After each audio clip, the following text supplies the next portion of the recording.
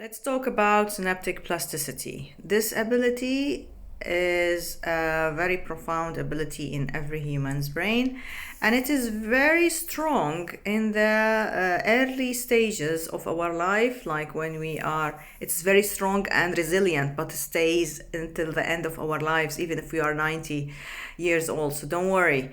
You still have this plasticity and the ability of your connections of your neurons to be firing and wiring every day.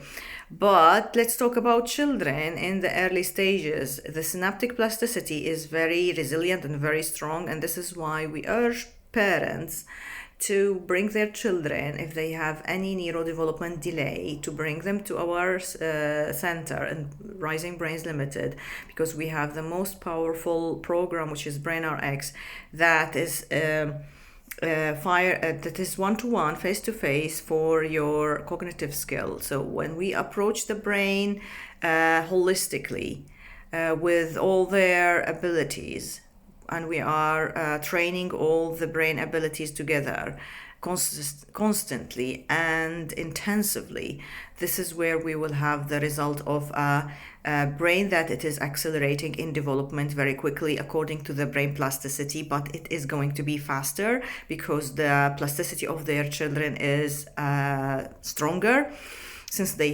don't have this huge burden, unless your child had traumatic incident when they are children and you are overwhelming them with huge responsibilities and you are asking them to be adults, and since they are still children, this is a wrong act from parents. You have to bear in mind your child brain development will finish at the age 25 to 28 for male. So this is a fact. It is a neuroscience fact, biological fact. So I'm not bringing something from my own culture. No, it is something had been proven for a long period of time in neuroscience. So the summary of what I'm talking about: if you have a child struggling in learning in his or her